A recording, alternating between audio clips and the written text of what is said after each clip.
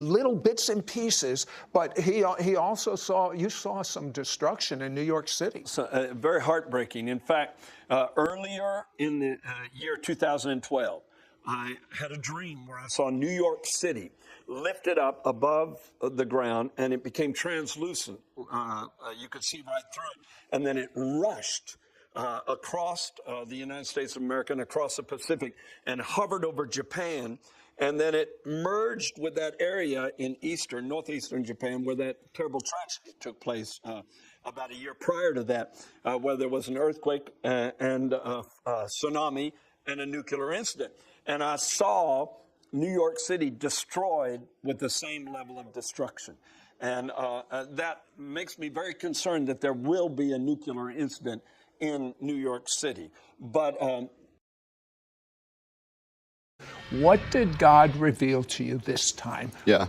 I've never before been willing to talk about this kind of stuff publicly, because you need people that can believe, that operate in the supernatural, that understand the difference between fraud and real, and we don't have a whole lot around, so I've always just kind of stayed in my shell and shared it privately with people close to me.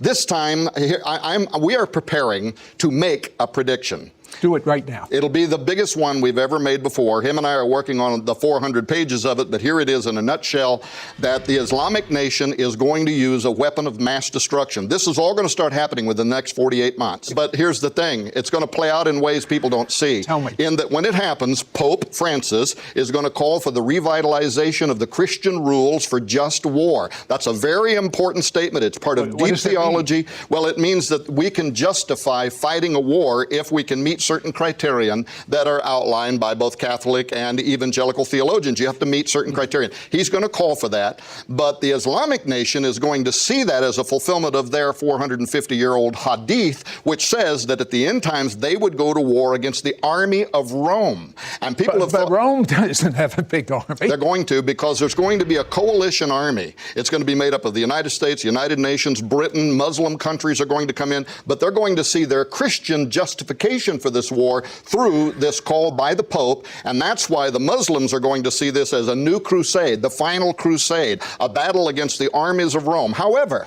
in the same way that the end of World War II led to Zionism finally getting its legs under it, the United States, Britain, the United Nations started calling for a Jewish state, a Jewish nation, and in 1948, what happens? A miracle happens. The nation of Israel, the fig tree blossoms, right? And guess what happens? The church that was asleep at that moment, they saw prophecy unfolding before their very eyes, and it gave birth to what we today call the Age of Fire, the 50s, the 60s, the 70s. Your old friend Catherine Kuhlman, A.A. Allen, Billy Branham, tent revivals, tabernacle revivals. It gave birth to one of the greatest revivals in the history of humanity, and that is what I'm going to predict. A lot of my prophetic friends don't even believe me. They say that America's going down. I think we could, by the way, have an economic collapse. Some of that stuff could happen, but I don't see that the church is dead. What I see is that we are right now near the first fruits of the greatest revival in the history of humanity. Angelic manifestations, and the other part that you're going to love that I'm going to write about later is a revival among Jews that will turn messianic, large numbers of Jews. What you've always dreamed of and prayed of is going to happen in this revival. Well, I'm going to